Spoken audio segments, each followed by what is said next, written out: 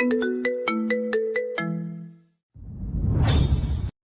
জন্য মধ্যে এমন কি দেখলো, আর মেয়েটাই বা কেমন যে রুহান খন্দকারের জন্য দেশে বিদেশে মেয়েরা দিওয়ানা, তাকে কোনো পাত্তাই দেয় না। মাইমুনা তো ছেলের পাগলামি দেখে তো একবার বলেই ফেলেছিলেন নির্জনাকে তুলে নিয়ে আসতে, কিন্তু তার ছেলে এতেও রাজি হয়নি। বলে কিনা আমার সুইট হার্টের উপর কেউ কোনো জোর জবরদস্তি করবে না। তমিজুদ্দিন খন্দকার ভেবেছিলেন সময়ের সাথে সাথে হয় তার ছেলে কোনো না কোনো উপায় নির্জনাকে বিয়ের জন্য রাজি করাবে, কিন্তু না, নির্জনার জেদ তার ছেলের চেয়েও এক কাঠি উপরে। তার সোনার টুকরা ছেলেটাকে বারবার প্রত্যাখ্যান করেছে। ফলাফল বাংলাদেশের উইথ আইকন রুহান খন্দকার আজ সাইকোপ্যাথ আর 3 মার্ডারের কেসের আসামি। একটা মেয়েড রুহানের ড্রেসিং করছে। কিছুক্ষণ পর তেজি গলায় রুহান বলে ওঠে, আমি বাংলাদেশে ফিরবো। তমিজুদ্দিন খন্দকার ছেলেকে বোঝানোর চেষ্টা করেন। বিশ্বাস করো বাবা, আমি প্রাণপণ চেষ্টা করছি, কিন্তু বাবাকে কথা সম্পূর্ণ করতে না দিয়ে গর্জে উঠে রুহান। কোনো কিন্তু শুনতে চাই না। তুমি যদি না পারো তবে আমি এখানে কাউকে মার্ডার করে দিব, তাহলে ইন্টারন্যাশনাল পুলিশ এমনি আমাকে দেশে পাঠিয়ে দিবে। তোমার আর আমার পাসপোর্ট ভিসা লুকিয়ে রেখে কোনো লাভ হবে না। কিন্তু খুন কাকে করি? বলে চোখ ঘুরিয়ে ড্রেসিং করতে থাকা মেয়েদের দিকে গলা চেপে ধরে। মাইমুনা খন্দকার কাঁদতে কাঁদতে নিজের স্বামীকে বলে, কিছু একটা করো, আমার ছেলে মার্ডার কিছু ফেসে যাবে। তমিজুদ্দিন খন্দকার অসহায়ের মতো ছেলের কাছে আত্মসমর্পণ করে বলে, তোমার সব কথা মেনে নিলাম, কিন্তু সব ব্যবস্থা করার জন্য আমাকে অন্তত 1 সপ্তাহ সময় দাও। বাবার কথা শুনে রুহান মেয়েটকে ছেড়ে ট্যাবের দিকে তাকিয়ে বাঁকা হেসে বলে, 8 দিনের মাথায় যদি তুমি আমাকে বাংলাদেশের ফেরত নেওয়ার ব্যবস্থা না করো, তবে আমি নিজেই যাওয়ার ব্যবস্থা করব। আর বাবা, তুমি ভালো করেই জানো আমি যা বলি তাই করি। এরপর সে খট করে কল কেটে দেয়। তমিজুদ্দিন খন্দকার একটা দীর্ঘশ্বাস ছাড়েন। মাইমুনা খন্দকার কাঁদতে কাঁদতে বলে, সব হয়েছে ওই রাক্ষসীটার জন্য। আমার সোনার টুকরো ছেলেটাকে শেষ করে দিল। ডার্নিটা জীবনে কোনোদিন সুখী হবে না। এক অসহায় মায়ের হাই লাগবে। তমিজুদ্দিন খন্দকার স্ত্রীর কথার পরিপ্রেক্ষিতে নির্লিপ্ত গলায় বলেন, বেচারি মেয়েটাকে আর অভিশাপ দিও না, আল্লাহ সহ্য করবে না। আমাদের ছেলের জন্য মেয়েটা নিজের ভালোবাসার মানুষকে হারিয়ে ফেলেছে, একটা পাগলকে বিয়ে করেছে। এর চেয়ে অসুখী আর কিভাবে হবে? তো এইসব কিছু ওই মেয়েটারই দোষ। আমার ছেলের মধ্যে কি কোনো কিছু কমতি আছে? ওর প্রেমিক তো ছিল একটা সামান্য প্রাইভেট কোম্পানির বেতনভুক্ত কর্মচারী, আর আমার ছেলে এত বড় বিজনেস ম্যাগনেট। তাও মেয়েটা আমার ছেলেকে রিজেক্ট করেছে কেন? তার ভালোবাসা পাওয়ার যোগ্যতা কি আমার ছেলে রাখে না? স্ত্রীর কথা শুনে তমিজুদ্দিন খন্দকার দীর্ঘশ্বাস ছেড়ে বলেন, ভালোবাসা জিনিসটা যে বড় অদ্ভুত রোহনার মা। ভালোবাসার কাছে যোগ্যতা, টাকা পয়সা কোনো কিছুই ম্যাটার করে না। আর ওই মেয়েটা আমাদের ছেলেকে ভালোবাসে না, এটাই সত্য। জোর জবরদস্তি করে আর যাই হোক ভালোবাসা হয় না। আল্লাহর কাছে দোয়া করো তোমার ছেলের যত তাড়াতাড়ি এই সহ্যটা সত্য বুঝতে পারবে, ততই তার জন্য মঙ্গল। নাইলে পথে এসে এগিয়ে যাচ্ছে ধ্বংস নিশ্চিত। স্বামী পাগল হওয়াতে বাসর রাতের কোনো টেনশনই নেই নির্জনার। তবে ঘরে আসার সময় সবচেয়ে বয়স্ক মেয়েট রেহানা আন্টি যে কিনা তাকে বরণ করেছে, তিনি একটা শাড়ি পরতে বলেছে। মায়ের মতো ভদ্র মহিলার কথা ফেলতে ইচ্ছা হলো না নির্জনার, তাই সে একরাশ ক্লান্তির সাথে সুটকেস থেকে হালকা রঙের একটা সুতি শাড়ি বের করে ওয়াশরুমে চলে যায়। বাঁ হাতে কিছু একটা নিজের পিছনে লুকিয়ে রুমে প্রবেশ করলো অর্ক। আর রুমে আসতেই তার চোখ যায় শাড়ি পরিহিত নির্জনার দিকে। দেখেই বোঝা যাচ্ছে সে কেবল গোসল সেরে বের হয়েছে। তার চুল থেকে এখনো টুপ টুপ করে পানি পড়ছে। চুল থেকে পানি চুইয়ে পড়ছে, তাতে শাড়ির কিছু কিছু জায়গা ভিজে যাচ্ছে। বিন্দু বিন্দু জলকণা তার পুরো শরীরে ছড়িয়ে আছে। গলায় পাতলা চেইন আর নাকে ছোট্ট একটা হীরের নাকফুল ছাড়া আর কোনো গয়না নেই। নির্জনা শাড়ির নিচের কুচিগুলো ঠিক করার জন্য আঁচলটা ভাঁজ করে, যাতে তার হলুদ ফর্সা কোমরের বাঁ পাশের বাদামি তিলটা অর্কের চোখের সামান্য দৃশ্যমান হয়। অর্ক শত চেষ্টা করে তাও তার অবাধ্য চোখটা সেই জায়গা থেকে সরাতে পারে না। সে গোপনে একটা দীর্ঘ নিঃশ্বাস ফেলে চোখ বন্ধ করে মনে মনে বলে, ওই তিলটা সম্পূর্ণ ইলিগ্যাল। এর বিরুদ্ধে আইনি ব্যবস্থা নেওয়া উচিত। মানে এটা কোনো কথা? একটা সামান্য তিলের জন্য আমার সব গুলিয়ে যাচ্ছে। মেয়েটার কোমর থেকে তিলটা উচ্ছেদের জন্য লিগ্যাল নোটিশ জারি করতে হবে। কিন্তু এখন কি করা যায়? চোখ খুলে যদি আবার ওই তিলের দিকে চোখ যায়, তাহলে তো আবার আমার সবকিছু গুলিয়ে যাবে। আইডিয়া, কোমর না দেখে মেয়েটার চেহারা দেখি। এর মতো নারীর লোভী চেহারা দেখলে এমনিতেই সব ভালো লাগা, মুগ্ধতা কেটে যাবে। এটা ভেবে সে চোখ মেলে দেখে নির্জনা ঠিক তার সামনে দাঁড়িয়ে তার দিকেই তাকিয়ে আছে।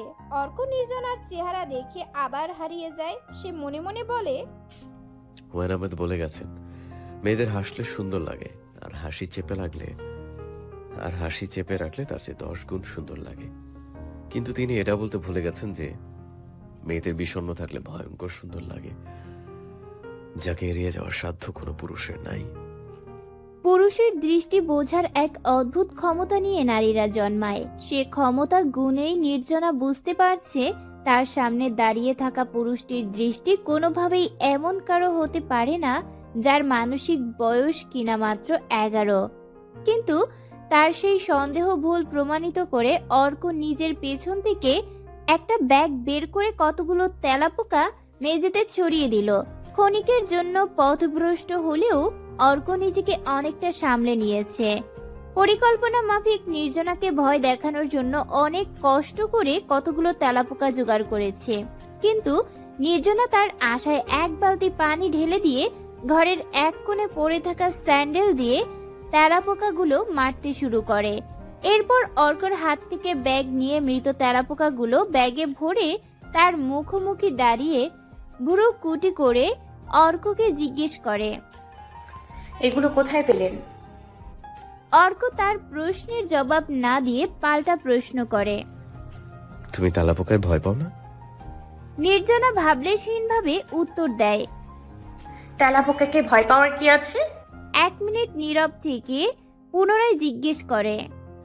অর্ক মুখ ভার করে মাথা উপর নিচ করে সায় দেয়। নির্জনা একটা দীর্ঘশ্বাস ছেড়ে মরা তেলাপোকাগুলো গার্বেজ বক্সে ফেলে দেয়। তখনই একজন মেয়েড এসে নির্জনাকে বলে জাফর সিদ্দিকী তাকে ডেকে পাঠিয়েছে। নির্জনা মেয়েডের সাথে বের হয়ে যায়। অর্ক আর আরশির ঘর পাশাপাশি হওয়ায় আরশি আর ডাক্তার প্রীতি নির্জনাকে বেরিয়ে যেতে দেখেই দৌড়ে অর্কর ঘরে এসে দরজা লাগিয়ে দেয়। আরশি অত্যাধিক উৎসাহের সাথে জিজ্ঞেস করে, কি কাজ হলো? অর্ক একরাশ হতাশা নিয়ে বিছানার উপর বসে বলে, বাবা আমার জন্য একটা ডাইনি না ডাকাত নিয়ে এসেছে। এই মেয়ে তেলাপোকা ভয় পায় না। ডাক্তার প্রীতি অবাক হয়ে বলে, কি তেলাপোকা ভয় পায় না? এ আবার কেমন মেয়ে? অর্ক আবার মুখ ভার করে বলে, কদিন পর পর প্রেস কন্ট্রোল করার জন্য এমনিতেই আমাদের বাড়িতে তেলাপোকা খুঁজেই পাওয়া যায় না। তোমরা জানো আমি কত কষ্ট করে তেলাপোকাকে স্টোর রুম থেকে খুঁজে ধরে এনেছি। মেয়েটা তো ভয় পেলই না, উল্টো সবগুলো নিরীহ তেলাপোকা নির্দয়ভাবে হত্যা করেছে। প্রীতি আর আরশি অবাক হয়ে একসাথে বলে, কিন্তু কি করে? অর্ক বিছানা থেকে উঠে এসে সেই স্যান্ডেলটা তুলে ধরে বলে, এটা দিয়ে। প্রীতি আর আরশি দুজনেই গোল গোল চোখে স্যান্ডেলটার দিকে তাকিয়ে থাকে। এক পর্যায়ে অর্ক গুরুগম্ভীর ভঙ্গিতে বলে, মেয়েটার কাছ থেকে সাবধান থাকতে হবে। বলা যায় না কোনো কারণে রাগ উঠলো আর স্যান্ডেল দিয়ে পিটিয়ে পিটিয়ে তেলাপোকাগুলোর মতো আমারও মায়েরা ফেললো। অর্কর এমন কথা শুনে আরশি আর প্রীতি দুজনেই হু হু করে হেসে উঠল। অর্ক দুজনকেই ধমকে ওঠে, আমি হাসির কি বলেছি? তেলাপোকাকে মারার সময় যদি তোমরা মেয়েটাকে দেখতে কি ভয়ঙ্কর লাগছিল। আরশি হাসি থামিয়ে বলে, সরি আর হাসবো না। আচ্ছা, আমি একটা কথা ভাবছি, মেয়েটা যদি সত্যি তোমাকে জুতো পেটা করে মেরে ফেলে তাহলে কি নিউজ হবে? ব্রেকিং নিউজ, সুন্দরী বউয়ের হাতে জুতোর বাড়ি খেয়ে স্বামীর মৃত্যু। তাই না? খুব হাসি পাচ্ছে। বলেই অর্ক আরশিকে মারার জন্য ধরতে যায়, কিন্তু তার আগেই আরশি ছুট লাগায়। অর্ক ঘরের এক প্রান্ত থেকে অপর প্রান্তে আরশিকে ধরার জন্য ছুটতে থাকে। তাদের দেখে ডাক্তার প্রীতির মুখে সন্তুষ্টির হাসি ফুটে ওঠে। পরক্ষণেই সেই হাসি মিলিয়ে যায়। সে মনে মনে বলে, আল্লাহর কাছে দোয়া করি অর্ক, এবার তোমার এই হাসির আড়ালে লুকিয়ে থাকা কষ্টটা দূর হোক। আমার কেন জানি না মনে হচ্ছে নির্জনা নামের মেয়েটা তোমাকে স্বাভাবিক জীবনে ফিরিয়ে আনতে পারবে। আমার বিশ্বাস সেই দিন আর বেশি দূরে না, যেদিন তুমি পুরো দুনিয়ার সামনে থেকে এই পাগল হওয়ার মুখোশটা খুলে ফেলবে। তোমার বন্ধু আর ডাক্তার হিসাবে এটাই আমার চাওয়া। নির্জনার ছবির সামনে খালি গায়ে দাঁড়িয়ে আছে রুহান। কিছুটা কাজ বুকের মধ্যে বিঁধে যাওয়ার ফলে সেখানেও ড্রেসিং করতে হচ্ছে। বিদেশি এক কম বয়সী মেয়েড কাজটা করছে। মেয়েটা অনেকদিন যাবতই এই বাড়িতে কাজ করে। শুরু থেকে সে রুহানের দৃষ্টি আকর্ষণের চেষ্টা করছে, কিন্তু আজ অব্দি রুহান তার দিকে ফিরেও তাকায়নি। অবশেষে মেয়েটি আজ সুযোগ পেয়েছে। রুহানের মেজাজ অত্যাধিক খারাপ থাকায় অন্য কোনো মেয়েড ভয়ে তার রুমে আসতে চাইছে না। তাই এই বিদেশি মেয়েটি একাই রুহানের কাছে এসেছে ড্রেসিং এর জন্য। হঠাৎই মেয়েটি রুহানকে আপত্তিকরভাবে স্পর্শ করতে লাগলো। বিদেশি রমণীটি রুহানের শক্ত সমর্থ শরীর দেখে আর নিজেকে সামলাতে পারে না। সে তার নরম হাত দিয়ে রুহানের জিম করা পেটানো বুকের ওপর থেকে হাতটা আবেদনময়ী ভঙ্গিতে ধীরে ধীরে তার সিক্স প্যাক অবসেসের ওপর নিতেই রুহান মেয়েটাকে এক ধাক্কায় ঠেলে নিচে ফেলে দিল। রাগে গজগজ করতে করতে বলল, how dare you trust me, get lost, I will do in myself. মেয়েটা দাঁড়িয়ে তার সামনে মাথা নিচু করে ক্ষমা চেয়ে বলে, get lost you are a fraud, বের হয়ে যাও, তোমাকে বরখাস্ত করা হলো। রুহান চিৎকার করে উঠে, আই উইল নট গ্রিভ। মেয়েটি নতমস্তকে রুহানকে বলে, I am not answer me, arable to you, তোমার কাছে জবাবদিহি করতে আমি বাধ্য নই। Get lost. কেন তোমাকে ভালোবাসি সেটার উত্তর তো আমি নিজেই খুঁজেই পাইনি, তাহলে মানুষকে কিভাবে এর কারণ বলবো সুইটার? হ্যাঁ, এটা সত্য, হাজারটা মেয়ে আমার জন্য পাগল, কিন্তু তারা কেউ নির্জনা না। নিজেকে মাঝের মধ্যে খুব অসহায় মনে হয়। আচ্ছা, আমাকে কি একটু ভালোবাসা যেত না? ভেবেছিলাম আমার ভালোবাসা বুঝতে পারবে একদিন না একদিন, আমাকে করুণা করে হলেও আমার হয়ে যাবে। কিন্তু তুমি তো অন্য কাউকে জীবনে নিয়ে এলে। তোমাকে ভালোবেসে নায়ক হতে চেয়েছিলাম, কিন্তু তুমি ভিলেন বানিয়ে দিলে। দেখো আমি এখন কত পারফেক্ট। ভিলেন যাকে ভালোবাসি সেও আমাকে ঘৃণা করে। অনেক হয়েছে সুইটার, আমার আর ধৈর্য নেই। এটাই তোমার লাস্ট চান্স। এবার যদি তোমার আমার না হও, তবে রুহান খন্দকারের ভয়াবহ রূপ তুমি দেখবে। তোমার জন্য প্রয়োজনে আমি পুরো পৃথিবী ধ্বংস করে দিব। জাফর সিদ্দিকের ঘরের সামনে গিয়ে মেয়ের দরজায় নক করে। তিনি তখন রকিং চেয়ারের ওপর বসে ধূমপান করছিলেন। সিগারেটের আগুনটা নিভিয়ে তিনি গলা বাড়িয়ে বলেন, দরজা খোলা আছে, ভেতরে এসো। মেয়ের নির্জনাকে রুমের ভেতরে দিয়ে চলে যায়। জাফর সিদ্দিকী নির্জনার দিকে তাকিয়ে রুমে রাখা ডাবল সোফার দিকে ইশারা করে বলে, বসো, তোমার সাথে কিছু কথা আছে। নির্জনার ডিভাইনে গুটিসুটি হয়ে বসে। জাফর সিদ্দিকী একটা দীর্ঘশ্বাস ছেড়ে বলে, অর্কর ব্যবহারের জন্য আমি খুব লজ্জিত। সে কেন তোমাকে পছন্দ করছে তা আমি বুঝতে পারছি না। আমি তোমার কাছে মাপ চাইছি। নির্জনা মৃদু স্বরে বলে, স্যার, একজন মানুষ আমাকে পছন্দ নাই করতে পারে, এতে মাফ চাওয়ার মতো কিছু নেই। তবুও নির্জনা জাফর সিদ্দিকীকে কথার মাঝখানে থামিয়ে চোখ মুখ শক্ত করে বলে, স্যার, আপনি পয়েন্টে আসুন, যে কথা বলতে ডেকেছেন তা বলুন। জাফর সিদ্দিকী একটা দীর্ঘশ্বাস ফেলে বরাবরের মতো তিনি এইবারও এই মেয়েটার ব্যক্তিত্বের কাছে হেরে যায়। তিনি নরম স্বরে বলেন, আমার বড় ছেলে অর্ণব অনেক বেশি খ্যাপাটে আর নীতিবান। সে তোমার আর অর্কর বিয়েটা আসল কারণটা জানে না। শুধু অর্ণব না, আমি ছাড়া কেউই জানে না তুমি কেন এই বিয়েটা করতে রাজি হয়েছো। নির্জনা আবার কথার মাঝখানে বলে, আরে না, আমার অন্য সবাইকে কারণ বলতে সমস্যা নেই। আমার সমস্যা শুধু অর্ণবকে নিয়ে। সে যদি জানতে পারে আমি তোমার খারাপ অবস্থার সুযোগ নিয়েছি, তাহলে ভীষণ ক্ষেপে যাবে। আমার উপর আপনি এটুকু ভরসা রাখতে পারেন যে আমি নিজে থেকে আপনার বড় ছেলেকে কিছু জানাবো না। সেটা আমি জানি তুমি নিজ থেকে কিছু জানবে না, কিন্তু সত্য একদিন না একদিন প্রকাশ পায়। তাই আমি সিদ্ধান্ত নিয়েছি আমি সবাইকে সব বলবো। তোমার আর বিহানের কথা, তোমার বাবা ভাইয়ের কথা, আমাদের সত্যের কথা। শুধু রুহান খন্দকারের নাম বদলে অন্য কোনো নাম ব্যবহার করব। তাই আমার তোমার কাছে একটা অনুরোধ, যাই হোক না কেন রুহান খন্দকারের নামটা যেন এই বাড়িতে কেউ জানতে না পারে। আমি আপনার কথা কোনো কিছু বুঝতে পারছি না স্যার। আপনি বলছেন সত্য প্রকাশ করবেন, কিন্তু রুহান খন্দকারের নাম ব্যবহার করবেন না।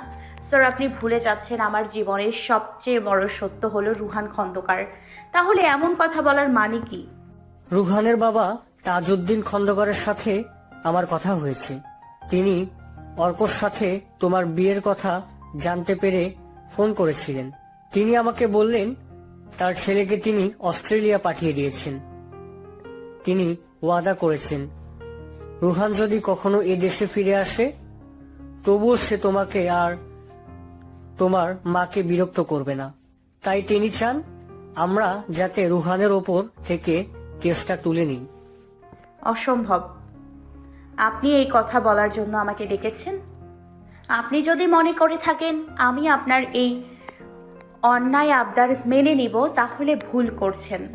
মাথা ঠান্ডা করো, শান্ত হয়ে আমার কথা শোনো। আমি আগেও বলেছি, এখনো বলছি, খন্দকারদের বিরুদ্ধে স্বয়ং প্রধানমন্ত্রীও যায় না। সেখানে আমি তো সামান্য মন্ত্রী। যদি 1000টা প্রমাণও থাকতো তবুও আমি রুহান খন্দকারের বিরুদ্ধে কোনো ব্যবস্থা নিতে পারতাম না। সেখানে একটা মার্ডারেরও কোনো প্রমাণ নেই। কিন্তু সব ঘটনা জানলে অর্ণব সেটা বুঝতে চাইবে না। সবকিছুর ঊর্ধ্বে গিয়ে ন্যায়ের পক্ষে লড়াই করতে চাইবে। এতে রুহান খন্দকারের কিছু হবে না। মাঝখান থেকে আমার ছেলেকে হারিয়ে ফেলব। সবাই জানে অর্ণবের মতো যুবনেতা আর আমার মতো মন্ত্রী খন্দকারের বা পকেটে থাকে। তাই আমি ভেবেছি রুহান খন্দকারের জায়গায় একটা কাল্পনিক নাম ঠিক করে তাকে শাস্তি দেওয়া হয়েছে, এমনটাই বলবো। এতে সবার ভালো হবে। নির্জনা এবার ধপ করে সোফার ওপর বসে পড়ে। জাফর সিদ্দিকী আবার বলতে শুরু করে, আমি তোমার খারাপ চাইনি নির্জনা, সেজন্য বলছি। খন্দকাররা একটা জিনিসের ভয় পায়, সেটা হলো তাদের রেপুটেশন, যা এখন তোমার হাতে। কিন্তু একবার যদি সেটাও নষ্ট হয়ে যায় তাহলে আর কোনোভাবেই আটকানো যাবে না। হয়তো তোমার সাথেই তোমার মা আর আমার পুরো পরিবারও শেষ হয়ে যাবে। নির্জনা এবার ছলছল চোখে অসহায় দৃষ্টিতে জাফর সিদ্দিকীর দিকে তাকিয়ে বলে, তবে কি ওই রুহান খন্দকার নিজের পাপের সাজা পাবে না? বিহান আর আমার বাবা ভাই কি বিচার পাবে না? বেশ। জাফর সিদ্দিকী একটা দীর্ঘশ্বাস ছেড়ে বলেন, কেন পাবে না? নিশ্চয়ই পাবে। মানুষ যতই ক্ষমতাধর হোক না কেন, সৃষ্টিকর্তার নিয়মের উপরে না। মহান রব এই নিয়ম তৈরি করেছেন যে কেউ অন্য করে সেটা সাজা পাবেই। রুহান খন্দকারও তার অন্যায়ের বিচারের সাজা পাবে, কিন্তু সেজন্য তোমাকে ধৈর্য ধরতে হবে। আর আল্লাহর উপর বিশ্বাস রাখতে হবে। নিশ্চয়ই তিনি রুহান খন্দকারকেও তার প্রাপ্য শাস্তি দেবেন। এখন তুমি ভেবে দেখো তুমি কি করবে। 1 মিনিটের জন্য নিজের চোখ বন্ধ করে নির্জনা একটা দীর্ঘশ্বাস নিয়ে বলে। আমি কেসটা তুলে নিব। জাফর সিদ্দিকী স্বস্তির নিঃশ্বাস নিয়ে বলে, তোমাকে থানাতে যেতে হবে না। ঠিক আছে, আমি তাহলে এখন আসি স্যার। একটু বসো। হ্যালো বন্ধুরা, পরবর্তী পার্ট খুব তাড়াতাড়ি আসবে, তো সবাই অপেক্ষায় থাকো। আর চ্যানেলটি যারা এখনো সাবস্ক্রাইব করনি তারা পরবর্তী পার্ট দেখার জন্য চ্যানেলটি সাবস্ক্রাইব করে রেখো। ধন্যবাদ সবাইকে, আমাদের সাথেই থেকো।